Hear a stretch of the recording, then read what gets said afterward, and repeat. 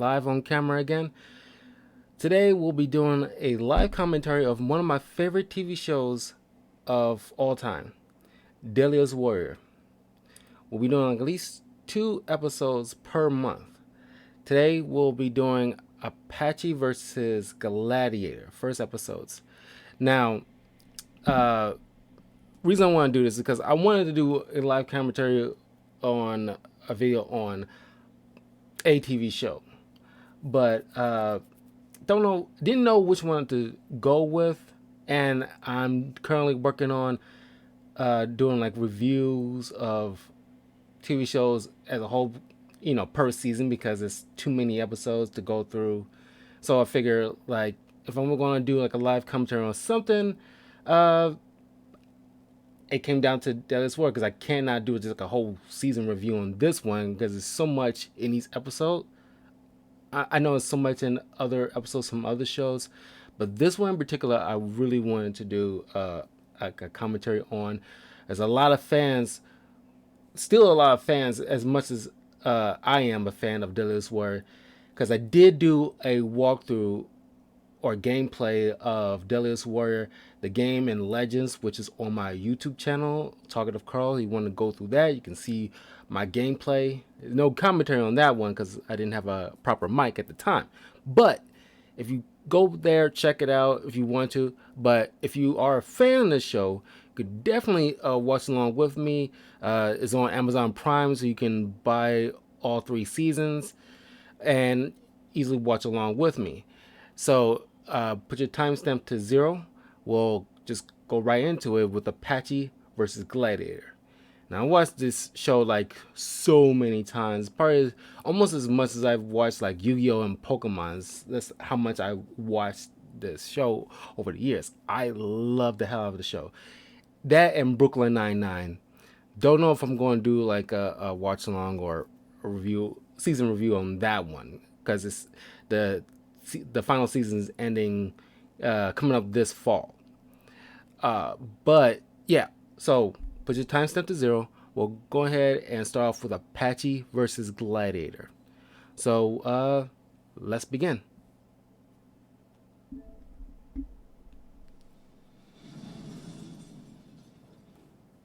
There's not gonna be any cuts to this, so it's it's gonna be like an hour long per episode.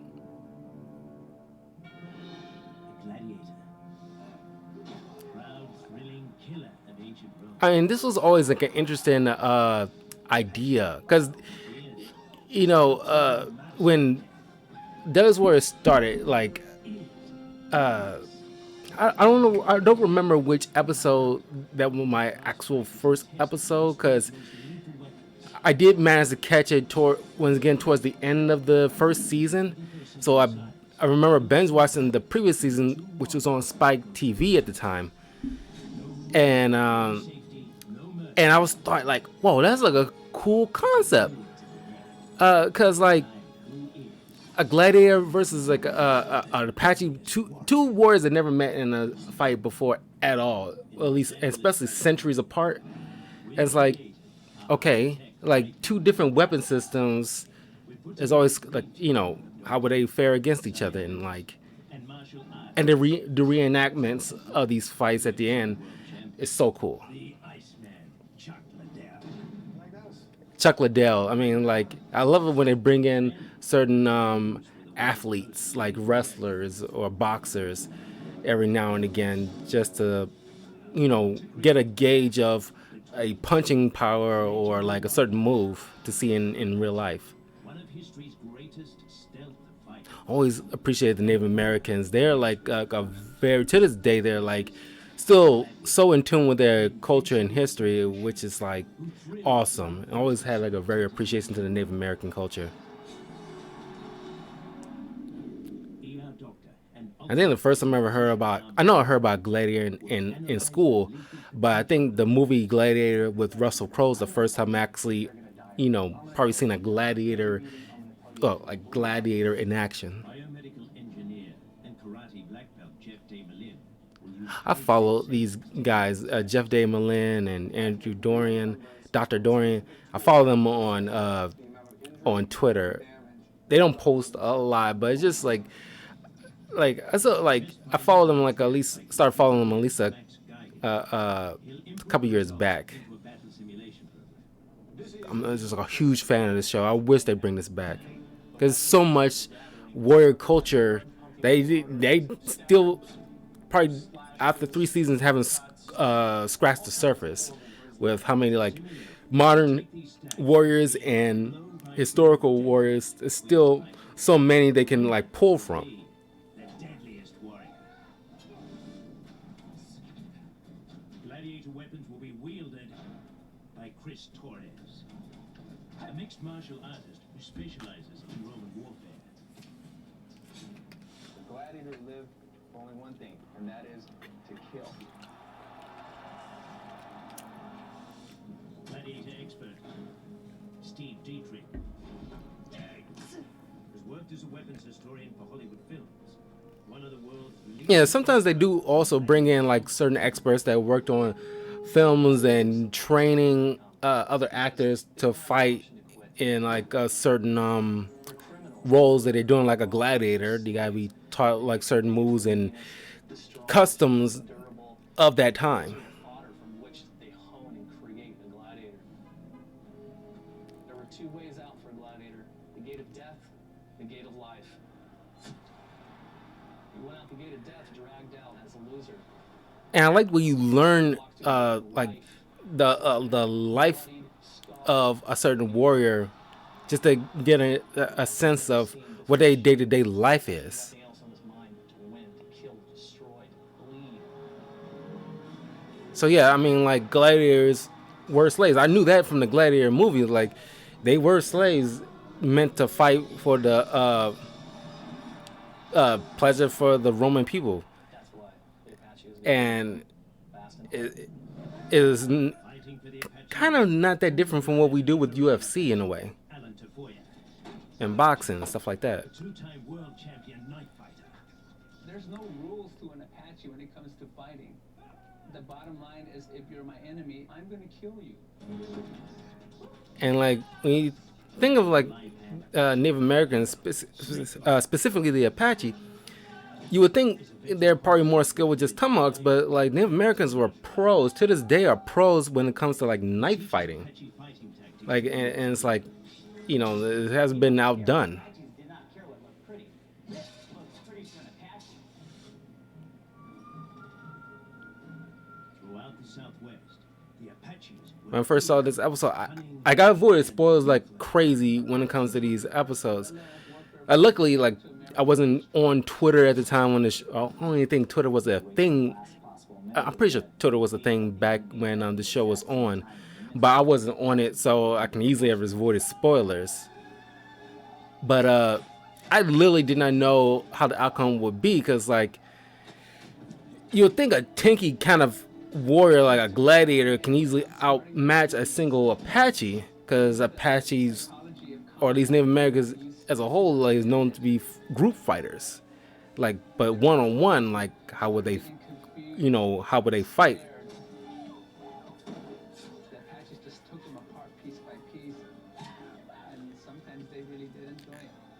Yeah, and then there's like another thing, like the style of fighting, the like strategy. Like the gladiators are known to just fight head on, but like Apache, the Apache, a lot of Native American warriors of the time are well known as stealth fighters. They rarely fight head on. Apache's most famous weapon is simple and deadly. The tomahawk, the sharp blade fixed across a I really loved playing as the Apache when I was playing the Deadliest Warrior game. That was so much fun. To test the traditional stone blade, our team readies the first target. A synthetic skull with the same density as human bone. Mount this to your arm. Jeff wires sensors to both weapon The tools that they use to test like certain stuff is like so. It was just as interesting as much as the actual fight, just to see like how they test like certain weapons. 1, go. 10 years of emergency medicine is not needed to tell you what happens here. If you see brain matter, you basically die. Bye-bye, Gladiator. And like Dr. Dorian is like you get to learn so much medically from him when it comes to certain things that happen to the body. Man, where's those gladiators, man? Are they looking at this? You see yourself, guys? See yourself? Dude, even you look disturbed by what you just did. Despite the gruesome damage, the gladiators are unimpressed. Gladiator's got bronze. Yeah. See this? You see that? Oh, it's all you, man. To drive home his point, Snake Blocker takes aim with a tomahawk made from the jawbone of a horse. 3, 2, 1, go. Well, jeez, the jawbone. And that's the first time I ever known because I always thought the tomahawk with the. I learned that playing the Deadliest Warrior game that like I used the jawbone tomahawk compared to the metal one because it does more damage and like the same engine that they used to do all the testing out the weapons, they used that and applied it to the game, and it's like you get more damage coming from the jawbone on the horse compared to the actual metal, and it's like you get to see the results that they do it to the head. Alan's speed and precision with the tomahawk is a tough act to beat. Is almost take off half of the skull with the jawbone of the horse. That's it. They shot it pretty deep inside that wood. A lot thicker than human tissue. The numbers don't look good for the gladiator. So, at a distance of about 9 feet, he's going to see it, but he's not going to have time to react. Whereas at about 22 feet, we'll be able to dodge it. And that's if he can see it coming with that helmet on. Don't even get me started on that helmet, man. That thing is going to be a death trap. Who would throw away their weapon anyway? I mean, that's a great Hollywood invention. Throw away your weapon. I'm glad you're accurate with that weapon because as soon as you throw it, that weapon is worthless. You might as well throw it away. It's not doing any good. An Apache will not throw all his tomahawks. He's saving his last tomahawk to take your head off. Yeah, I didn't like that response coming from Combat weapon that launched coming from that guy who's like Little piece of rope. downplaying the throwing of the tomahawk, and it's like tomahawks are the type of weapon that you can throw and you can use it, for like in close fighting, and it's like, and he's downplaying it like, yeah, throw away your tomahawk. That's a great invention. Like, it's that's odd to me. It's like how you downplaying that. weapons lab. 2 teams of legendary warriors are preparing. I mean, I know like they got a rep for their team, but it's got to understand like, is a lethal weapon, and they're very good at it. There's no other warrior culture that uses tomahawks in their repertoire, especially that efficiently. The Apache doesn't need to fight for show. If an Apache has an enemy to kill, And there's to this day, there's certain like certain weapons that they comparing to each other, like the best enclosed weapons each warrior has. There's gonna be moments where like to this day I disagree of their choices, but sometimes the results of their tests probably will side with the other weapon compared to what they initially thought of. Their weapons were made for combat. The Apaches have a tomahawk. They want to come in close and get dirty. Because even I have my certain biases or disagreements of certain outcomes of a weapon getting the edge over another More weapon. than 2,000 years ago, it's the world's first boxing I glove, cast this. complete with iron spikes. And I wish they had a Gladiator on the Deadliest Warrior game because, testing out the Kestis, because this is the first time I actually heard of a Kestis. That's how damage got done. The fact that it was the essentially the first boxing glove, but Short supply. it had like metal spikes on the wrappings. Former UFC light heavyweight champion Chuck Liddell. And of course, they got Chuck Liddell to test out the punching power. I mean, like, that's awesome. Welcome to the laboratory, man. It's pretty sick. How you guys doing? nice haircut. Nice. Nice haircut. Like Chuck, the gladiator's gear is a playground of lethal possibilities. Damn. Yeah, that's sort of our secret weapon against the Apache tomahawk. That's just shocking. It was used by Gladiator called the scissore or scissor. You can imagine the meaning of that when you unsheath it and see what kind of damage you can do with this. The scissor, 18 inches of steel designed to block and slice. And there's certain weapons that thing was probably unique at the time, but practical effect seemed like weird. Like the scissor or scissori, it's just like a big thing, metal thing you can put your arm into and have like this curved, sharp blade at the end. You just sling it around and try to cut. I mean, it's like there's certain weapons that evolved over time or still effective. Like a bow and arrow, to this day, is still very useful. It's the most useful tool. We still do have like. I want to go to like a range to test out a bow and arrow, because I think it's like one of the few old school weapons that stand the test of time. Unlike a scissor, it's like I don't see anybody ever modernizing that. 14 meters per second. The But it's other certain weapons that is obviously not in play anymore. I still think will be very useful for modern warfare today. But we'll get to that when future episodes come up. nice one, man. You want to try hook? Go. Yeah. I would never want to get punched by like a UFC or a boxer ever. I mean, they're literally bred for lethal, like in their body's lethal weapon. That's why they have bodyguards. It's like, If you punch him in the nose, the cheek, the jaw, the neck, they're all gonna bust. yeah, they're all gonna bust. Excellent. It's over Like they train for this like almost every day, and it's like getting one punch. It's like getting like a body shot alone Concentrate Chuck's force. by a trained fighter. Sharp iron spikes. It's gonna freaking hurt. I give me a distinct advantage when I'm throwing my jab. Just make a whole nother level of being scared. On your call, on your call. And if you haven't seen this before, and you're watching this along with me, I am not going to spoil anything. I'm going to wait to the end so we can talk about it. But just avoiding spoilers, everybody. And Jumped it up to over 331 psi. That's gonna hurt. Absolutely, that's gonna hurt. The Kestis triples Chuck's punching power, but it will take a heavyweight opponent to really show. I don't know what he is, but I really like him when they bring in like a hunk of meat, like cow, a side of beef cow, like cow body stuff, cow body parts, or usually pig bodies, to because it's roughly similar to human bodies. So you can get like a general sense of what happens to the body when certain weapons hit it. It's just like Rocky, just wailing on that thing. Appearance, these are all broken ribs. You cut this cow almost in half with your fist.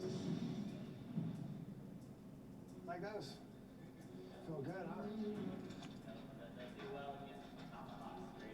Oh, we got something else for that. Don't worry. This is the scary one. Let me know when. Okay, Chuck. 3, 2, 1, go, man!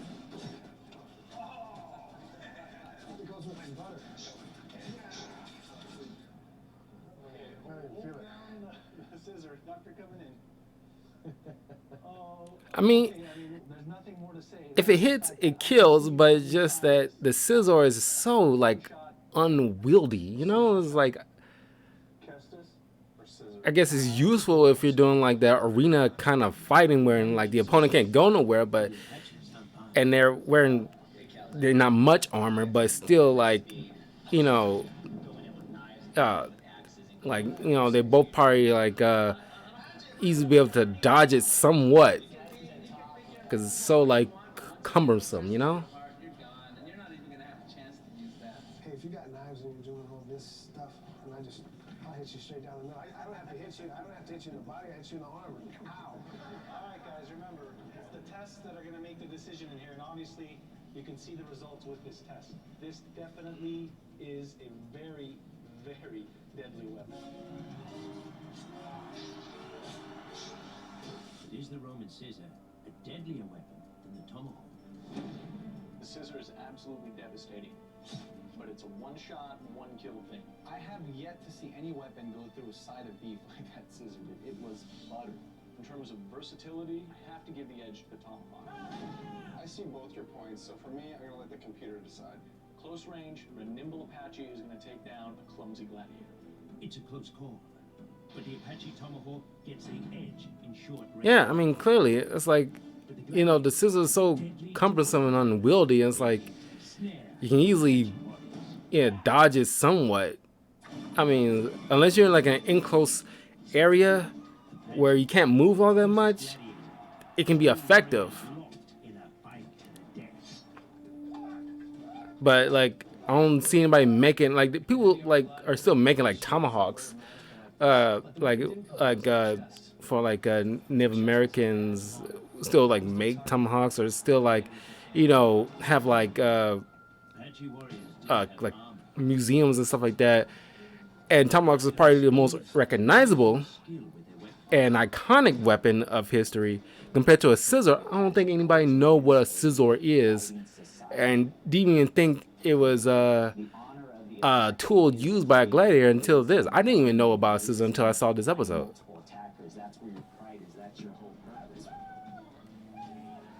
The word Apache is a Zuni Indian word, which means the enemy.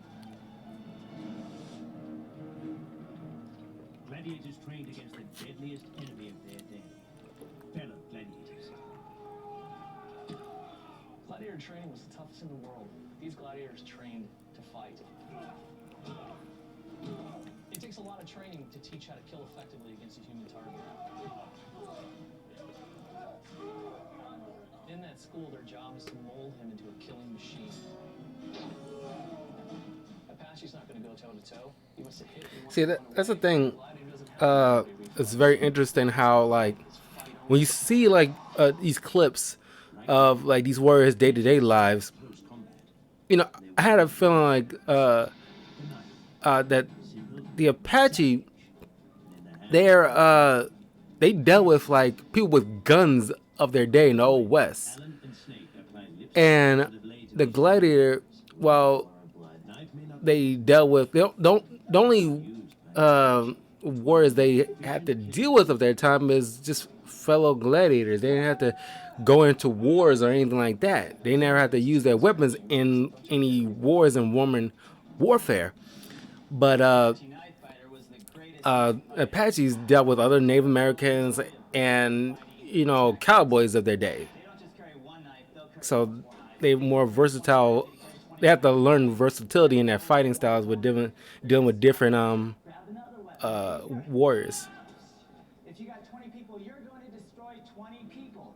Apache knife fighters mastered several. I always love this scene, this whole knife scene. Ones were the slashing or the lightning strikes. You also got the piercings. They actually call this the piercing buffalo because of the effectiveness of it going straight to the sternum or the heart. It's going to puncture any and everything.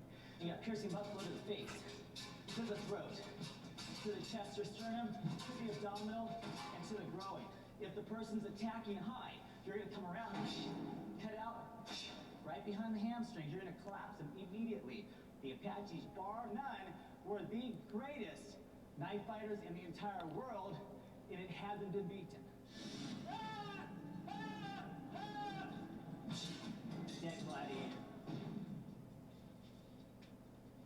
That's 3 death strikes in under 3 seconds. Boom, boom, boom. This is out from 15 feet. That's just 3 kills in 2.44 seconds. When I reduce that to one-on-one combat in the simulator, Yeah, I it's just, gonna be devastating. these, like the Apaches with their knife skills is like amazing. And the fact that they can carry multiple knives, they will do it. And the fact that they practice on it like almost like every day with it, like if they're very committed to like being proficient with knife skills, they are freaking deadly. And if they can carry multiple knives, they will use, if they carrying 7 knives, they will use those 7 knives. If they're carrying 20 knives, they will use every one of those knives. That on target, it still had the horns to hook with, and even pulling out these barbs would tear flesh and break bones. One Once he got this in you, you were like a fish on a gig. The trident was even more deadly when paired with a net. In the gladiatorial arena, the net was used with the trident. It was thrown to the legs, it was thrown at the head, it was meant to ensnare and entangle. The most effective use of it was the throw. After that, kill was ensured. Idea with the trident and net is to keep him back. Keep him on the outside. It's almost like you're goading a bull, right? Right. You want to keep this up in his face where he doesn't know where you're at to come after you. Okay. So as long as the gladiator can. Yeah, I don't even know how they even use a net like that. The guy's got no chance. It's kind of like certain grappling hooks or ropes. It's like you get it wrapped around somebody and it sticks, and so you can yank them off the ground. It's like I don't even know how somebody can even make that work. Honestly, that always befuddles me. Prongs can really be.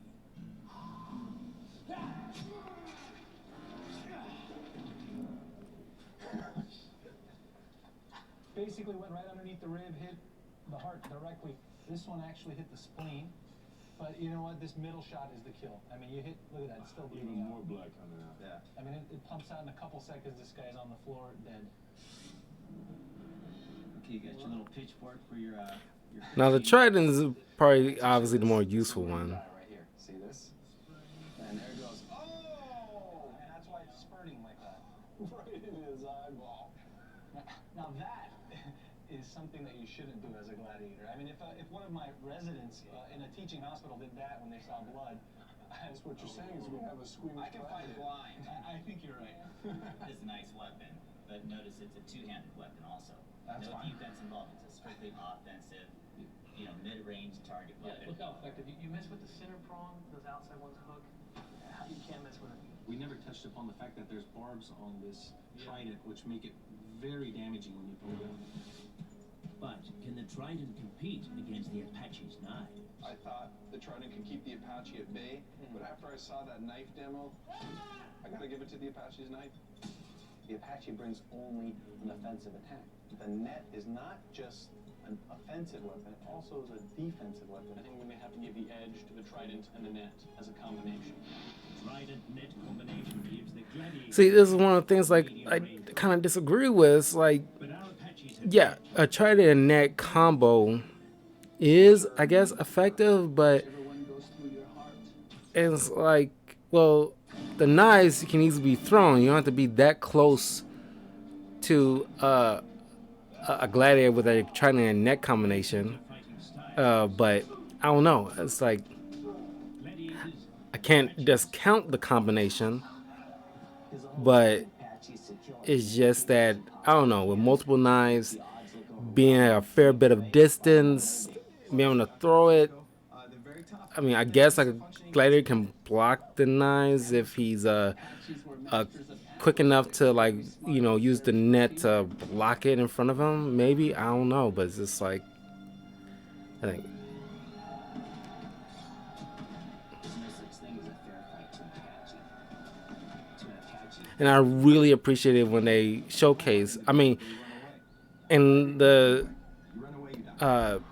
well, more so in the third season, but they gradually into the second season, into the third season, they start to incorporate certain strategies that these warriors had used in their day, just to be very effective. Like the Apaches or Native Americans as a whole, because it's more than just this tribe. There's other Native American tribes that are showcased in the show that they all had they're all very useful when it comes to, or at least so skilled when it comes to stealth. And it's stealth is key in warfare in general, and it's like and that's it's not something that if you're not used to dealing with a warrior who's used stealth in their repertoire, then that can easily mess you up. So 91 miles per hour max? See, I have my issues with slings Our team brings in the most or training slingshots, of the last 2,000 years. and it's like, An air cannon. I mean, it's just as about. I mean, I think it's like older than even the bow and arrow because it's like everybody need to use some type of weapon that can be effective Same velocity at a distance. thrower would actually be able to achieve. But I think like in terms of before it evolved into like something like a sniper or like long shot guns, the bow and arrow are probably the most effective tool, or at least the This was Goliath. ancient tool that's so useful at uh, uh, getting somebody at a distance. And I think the sling was just so was so primitive that that how many people are using slingshots these days? In 1,000 battles, anything can happen. I think we're going to have to see what the simulator says. The Apache distance weapon is just as old. I mean, it's not like when kids back in the 50s and 60s probably had toy slingshots and stuff like that, and parents at the time was worried about like, you put your eye out, kid, and it's like, yeah, but that's the I don't know the probability of that killing you, but I'm assuming the odds are so low that you'll get like a eyeball shot with that thing. You'll hit somebody, but getting like a kill shot with it, it's probably not saying it can't happen. The probability is so low in my opinion. So which era do you prefer? Whichever one goes through your heart. This is always cool to me that it's kind of like very Green Arrow, Hawkeye kind of thing, where it's like you got different types of bow tips, like obsidian arrow, metal, bone, The second laser beam, it stops that timer. and then obsidian breaks off and splinters in the body. It's so creative. That's so cool. It's like that's always like it's very Green Arrow, Hawkeye to me. Gladiator. For that arrow is 95 feet per second, and which is 65 miles an hour. If he was within 48 feet, he'd be hit. And with his helmet on, he won't even see what's coming. The arrow is fast and extremely accurate at a distance. What kind of damage will it do to the unprotected chest of Gladiator? These are the flint arrows. I'm gonna kill that damn gladiator. No, I think it's the flint that breaks off. I can't remember what you just said.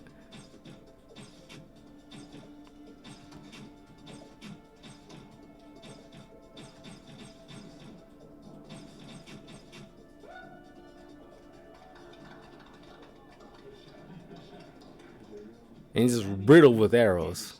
There's a couple really impressive shots. First into the chest is this one. I mean, it goes straight through, right in between the ribs, which is crucial. What about this arrow? Took his throat Basically, it severs the spine and kills the person instantly. and shuts the gladiator's mouth. Well, that too, I guess. And then this actually will go upward to the base of the brain.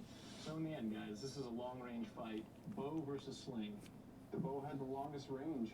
First hit is probably the first one to win the fight. Yeah, obviously. The bow on that one. The bow is way more accurate, way more deadly. I think we're unanimous. I mean, yeah, obviously it's like, Coming up, the Gladiator. I mean, there's the reason why like the bow was so superior for such a long time until like you got firearms that came into the mix. And even still, like, I'm pretty sure that as like you seen like a lot of like zombie movies of people using like bows and arrows, like it's a perfect tool. An Apache all day and you And like, even if you put aside the whole zombie apocalypse kind of thing, like if you're in like some type of situation like in like a urban or forest area, it's just like a efficient tool by far in any situation. I mean, like if you're like going in stealthily, and it's like you can get knock people out quick, and you don't have to even waste any bullet ammo. And it's like you can just. It reminds me of the the Thomas Jane Punisher when he at the third act when he's coming into a building to kill folks, he come in there stealthily and knocking people out with bow and arrow. It is so useful. The Seeker was an awesome killing machine. It could go around the shield. That's what it was designed to do. Worked around armor. You could flip it around, dive underneath the shield. It was a very effective weapon in both killing and as a crowd pleaser. To test the Seeker's cutting power, how gladiators bring in I think the Seeker is probably the only, in my opinion, the only effective tool that the Gladiator has, honestly, because it's actually a sword. Not one of my favorite swords, but a sword nonetheless. All right, Steve, so you definitely have a really deep laceration here. It goes through the skin, through the soft tissue, down through the muscle, into the bone. And this is as big as it gets without actually completely amputating the arm. Taking that Apache apart piece at a time. But the native warriors have their own weapon. They can both attack and defend. The Walker. Simple, but devastatingly. Yeah, this is the first time I ever heard about like a war club, because The beauty of the Apache War Club is the fact that you have a solid object at the end, whether it's a yes, solid piece of bone or whether it's a solid piece of rock. yeah, a solid piece of rock or bone. It's like People expect. with a leather wrapping around it. It's obviously devastating. Turn into dust. The skull. And he made this his like the War Club on the Deadliest War game. The War Club was like his the Apache's fatality on the game. I always love using that move when I played the Deadliest War game, where you just see him just bash You again. I thought we killed you. just to bash your opponent with the War Club and just like like the head crack. Plus, you got what, 15 pounds of headgear Give it here? your best shot. How are you gonna move with the I'm not even that thing best on? shot. You ready, Snake? Ready? Okay. Go!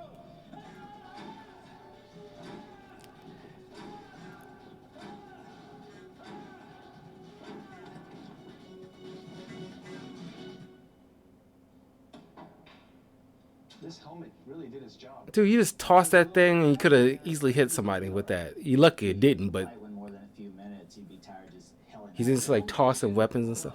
When's the last time you had 15 pounds of iron on your head? And they was and these hosts were on like San Diego Comic Con. If you look up like Deadliest Warrior San Diego Comic Con, there's certain interviews where like But the numbers don't lie. when certain weapons were being used, it slipped out of certain people's hands a few times, but it happened, Max guy, and it's like take the results. darn near hits people. And it's like, you gotta be careful when you're doing things like that. When you just like, even if it's just like a handle, like you can easily like hit somebody in the head with that. You're not careful. There's only the thought of killing. The Apache's not afraid of anything. Not afraid of rattlesnakes, they're not afraid of scorpions. They're certainly not going to be afraid of a gladiator. Both teams are convinced their warriors will win. He's bringing in like I don't know if that scorpion was real or not, but it looked real. Like you gonna bring in a scorpion just to hold it in your hand? Like why? Why would you bring a live scorpion in like a building that can sting people? And they're poisonous, ain't they? I think the Gladiator, if you want It's the point of the stinger. Is like they're poisonous. Yeah.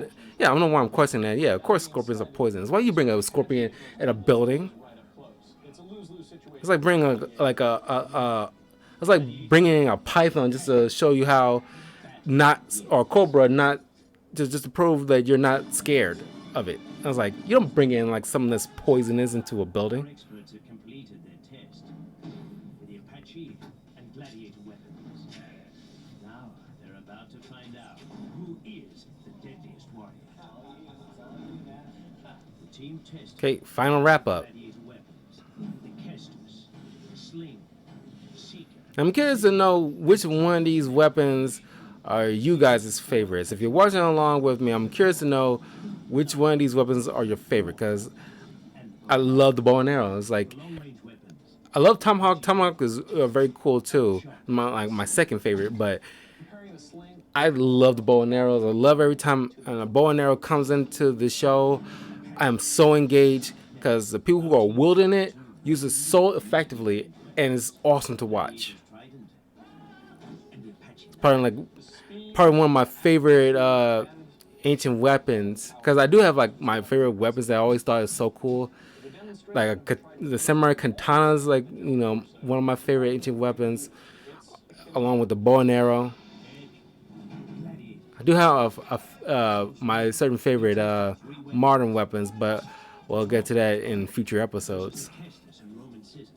Ultimately, because the Tomahawk offers a lot of options, you're going to have to give the edge to the Apache in close.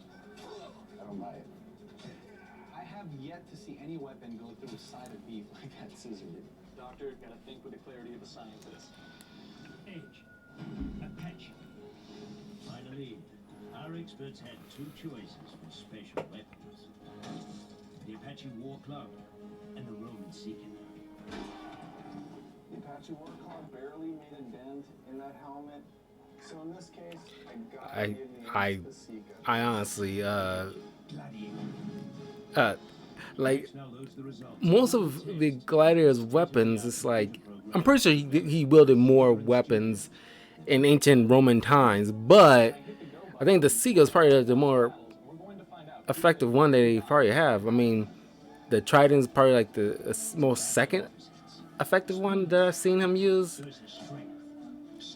and maybe the Kestis, but like that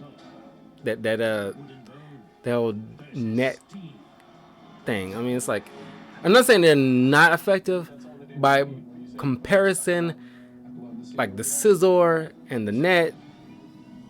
I mean, it's like I love these random enactments. If you're watching along with me, watch their expressions when they meet up with each other. It's always the surprise look on their face, like what is this individual that's coming up on me? And like the Gladiator is built like a freaking tank, and it's like the rock is charging at you.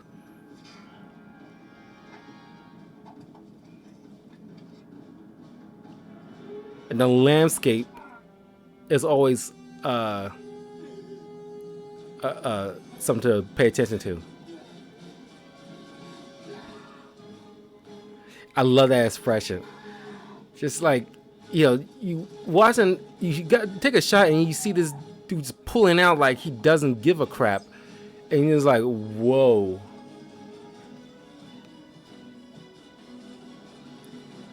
The landscape environment is always plays an effective role because they test out in their simulations too, like how effective they good in like wood areas, how effective they are in like cityscape, swamps, graveyards. Sometimes there's been times I've seen like they have like a list like a graveyard, like how effective is a particular warrior in particular environments. Because Apaches are known to fight in woody areas, so he'll be more skilled in that area, or at least the odds, and it will probably be in his favor.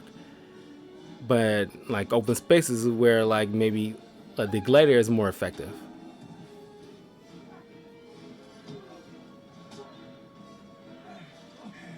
But like what happens when you put them out of their natural element? That's plays a role too.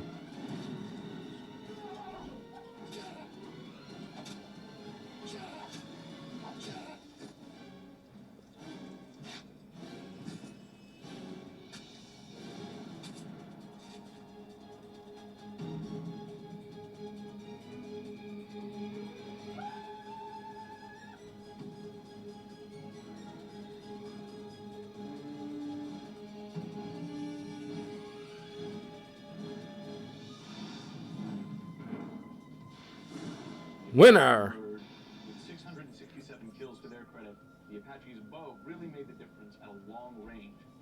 Gladiator only claimed 333. Yeah, the Sling only got like one kill out of that simulation. Before even the testing started, I thought the Gladiator was... Yeah, and this, like I suspected, like the only effective weapon that the Gladiator had was the Sika and the Trident. But They came here to win. I thought the Gladiators were a little overconfident, and that's why the Apaches kicked their ass. yeah, the Apache is obviously the winner of this.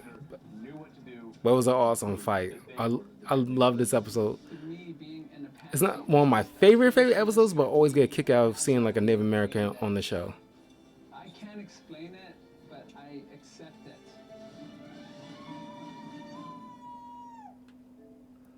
Okay, that was the uh, Apache versus Gladiator Deadliest Warrior episode.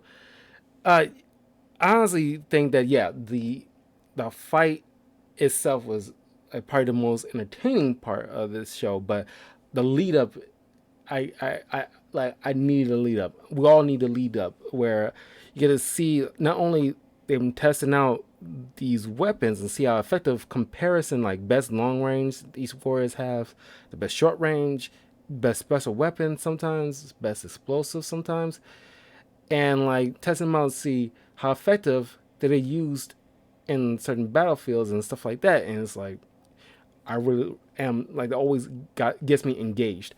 But then you have the further lead up uh, their day to day life. You want to see like because the doctor gets into their like medical background too. Because like further along into the show, eventually he wants to, like that's part of the